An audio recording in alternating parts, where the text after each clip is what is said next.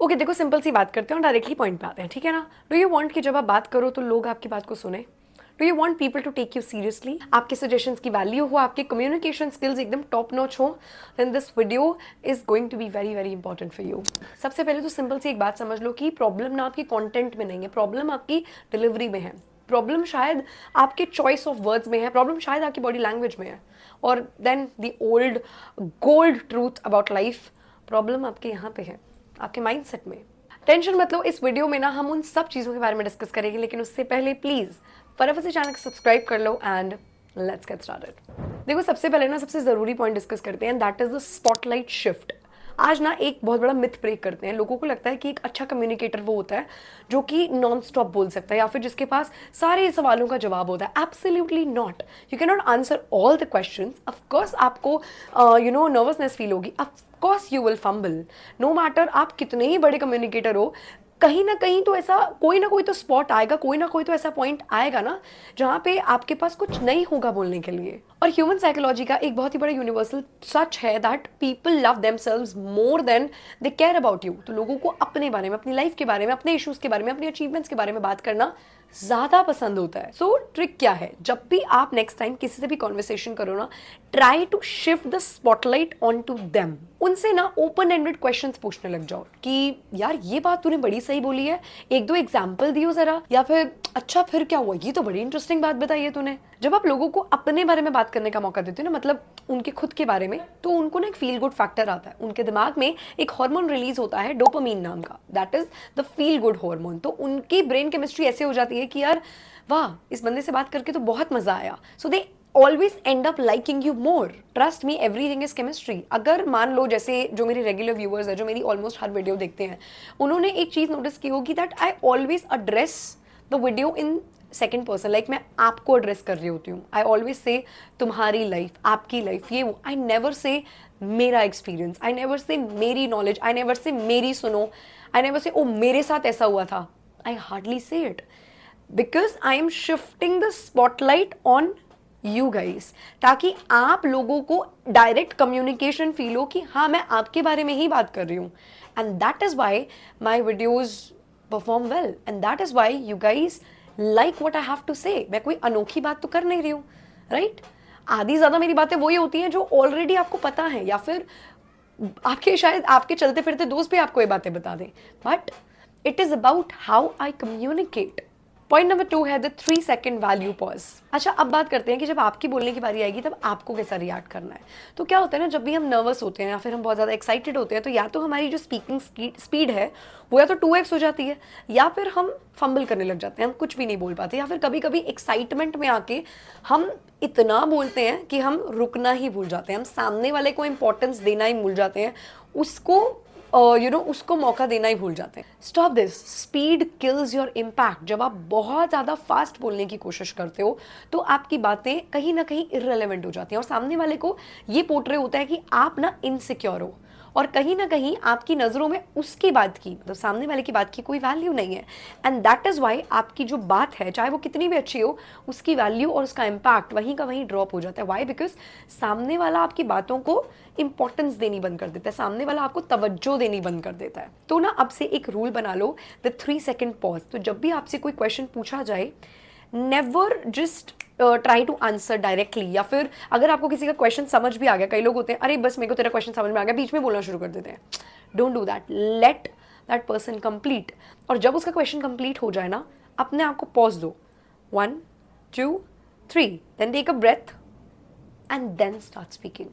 इससे क्या होगा, आप उसको, you are letting that person finish whatever he और शी हैज टू से, और तब तक आप अपने दिमाग में एक वेल स्ट्रक्चर्ड, एक मच्योर आंसर फ्रेम भी कर पाओगे। और लेट्स सपोज जो आप बात करने वाले हो या फिर जो आप आंसर देने वाले हो वो थोड़ा सा लंबा है, that conversation, that dialogue of yours, it's a bit more time taking। तो ट्राई करो कि हर 4 या 5 लाइनों के बाद ना एक छोटा सा हल्का सा पॉज दिया करो, ताकि सामने वाले का अगर कोई पॉइंट है जो वो रखना चाहता है तो उसको भी मौका मिले, है ना। अगर आप नॉन स्टॉप बोलते रहोगे ना, तो ऐसा ना हो कि बस आप बोले ही जा रहे हो और वो सामने वाला वेट ही करी जा रहा है कि भाई कब चुप होगा ये, है ना। आपको अपनी बातों को बोलने से ज़्यादा आपके लिए ये इंपॉर्टेंट होना चाहिए कि आप चाहे कम बोलो लेकिन आपकी बात की वैल्यू होनी चाहिए। तो रूल बना लो, always give a 3 second pause.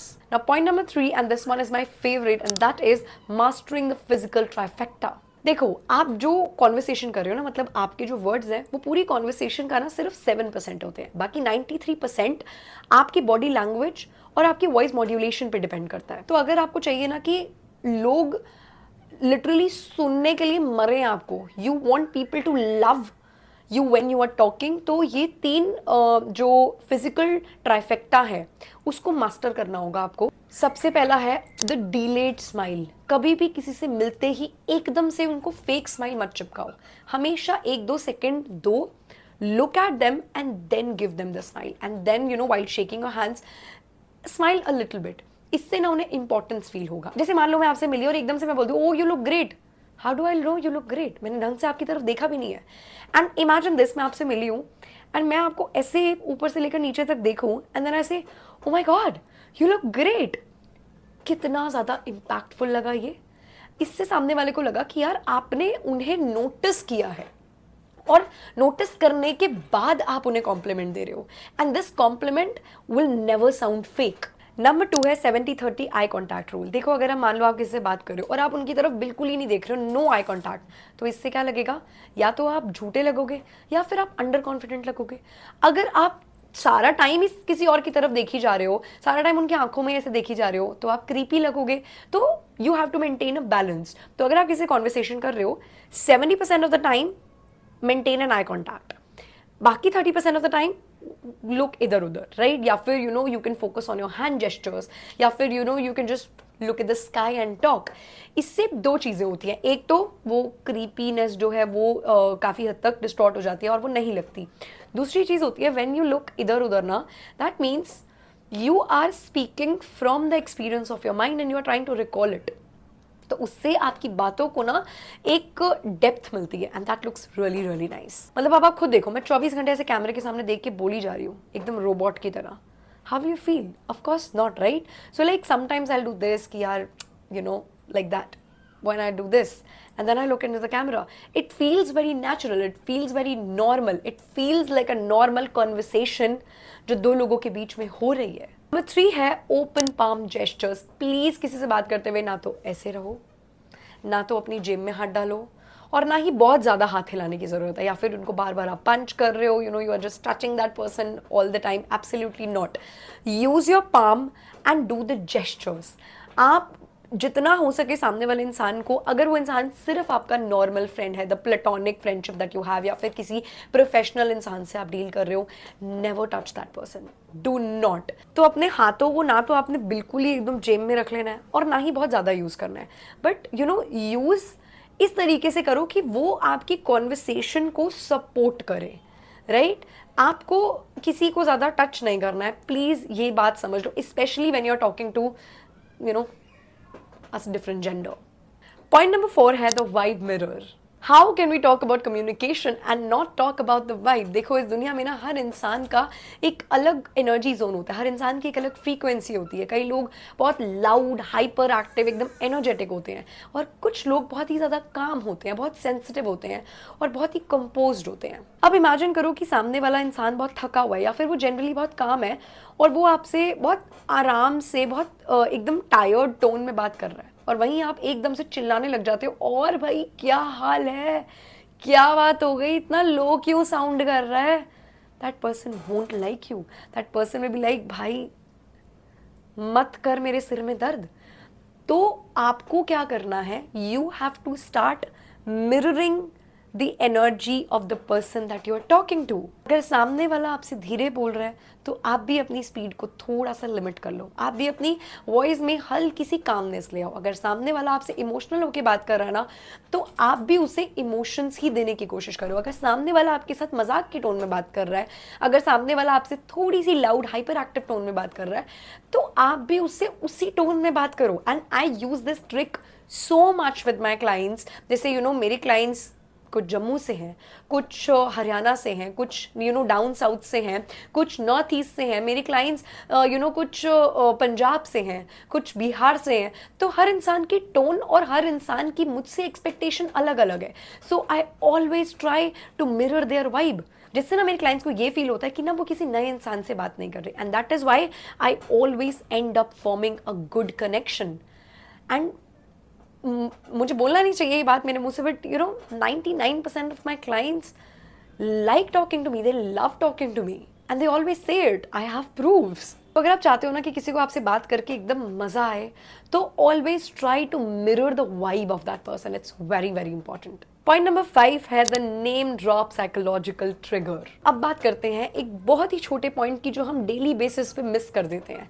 There is a very very famous quote that says a person's name is to that person the sweetest sound in any language. हम सबको ना अपना नाम सुनना बहुत पसंद होता है। ट्रस्ट मी, हमारे नाम का हमारे ऊपर, हमारी आइडेंटिटी के ऊपर, हमारे दिमाग के ऊपर एक बहुत ही डीप इम्पैक्ट होता है। अगर एक नॉर्मल कॉन्वर्सेशन में सामने वाला अपना नाम सुनता है ना, तो उसे एक इंस्टेंट कनेक्शन फील होता है, उसे लगता है कि oh this is address to me, तो वो और ज़्यादा डेप्थ में आपकी बात सुनना प्रेफर करता है। तो नेक्स्ट टाइम जब भी आप कोई कॉन्वर्सेशन कर रहे हो ना, try to take the name of that person in the middle of the conversation. उस इंसान को ऐसा लगता है कि आप ना उससे हवा में बात नहीं कर रहे हो, you care about that person, you are talking to that particular person. और दुनिया में जितने भी बड़े बड़े पॉलिटिशियंस हैं या फिर बड़े बिलियनर्स हैं, मिलियनर्स हैं, जो डेली बेसिस पे बहुत सारे कनेक्शंस बनाते हैं या फिर बहुत सारे लोग उनके लिए काम करते हैं, and they want people and their employees to like them, वो ना इस टेक्निक को बहुत ज़्यादा यूज़ करते हैं। They try to remember the names of the people.